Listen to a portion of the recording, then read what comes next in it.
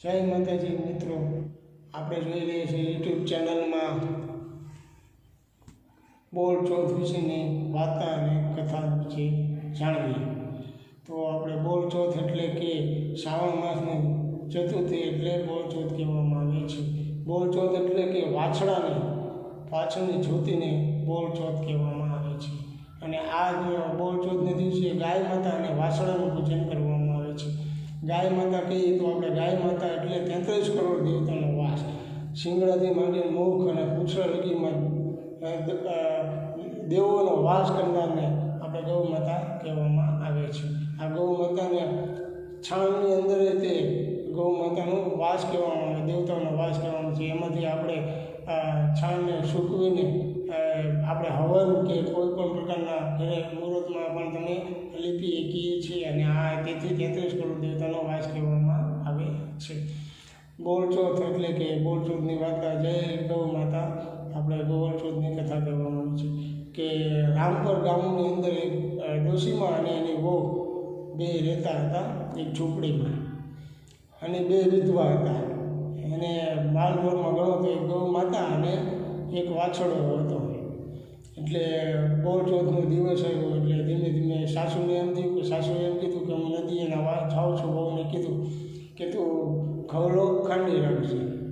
એટલે વહુનો થોડોક મગજ થોડોક ઓછો હતો એટલે ખવલો એટલે કયો વાછળોનો રંગ ખવલો હતો એટલે તેનું નામ ખવલો રાખવામાં આવ્યું હતું. કે અનાજનો ખવલો એ સમજમાં નહોતો આવ્યો વહુને.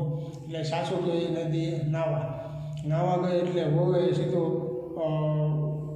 ગાય માતાના શિંગડે પાસે આવીને અને ખવલો વાછડો હતો એને લઈને મારી નાખ્યો. અને મારીને ખાંડવાનું ચાલુ કરી દીધું અને ખાંડી નાખ્યો. ખાંડી અને ખંડલામાં ખાંડી અને સીધું ચૂલા ઉપર શાક બનાવવા માટે આ વાછડાને મૂકી દીધું, આંધણ મૂકી દીધું.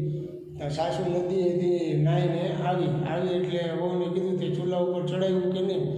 બહુ કીધું હા ચડાવ્યું, પણ કે ખવલો તો બહુ કે ઠેકડા નાખતો હતો, બહુ તોફાન હતો. માઈને કે એને મારીને પછી એને ખવલામાં ખાંડ્યો. અને ખાંડ્યા તો મારા હાથમાં છાલા પડી ગયા. એટલે સાસુની અંદરથી આમ ગભરામણ થવા મળી કે આ ખવલો ગયો. સાસુએ જોયું તો ખવલો વાછડવાનો હતો.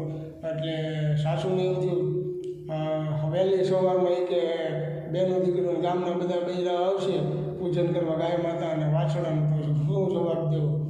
એટલે સાસુએ લઈને એક ટોપલામાં ખવલો વાછડો હતો ને એને લઈને વહુને માથે ચડાવી સાસુ બે ગામની બહાર એક ઉકળો હતો, ઉકળા પાસે ખાડો કરીને એમાં દાટી દીધો.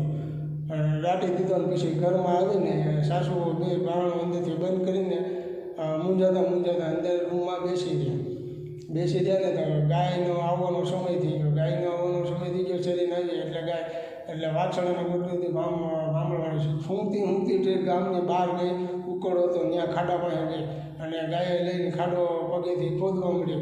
અને ખોદીને વાછડો ઓલું હતું તે વાછડો જીવિત થયો. અને વાછડો ઊભો થઈને ગાય માતાને ધાવવા મળ્યો.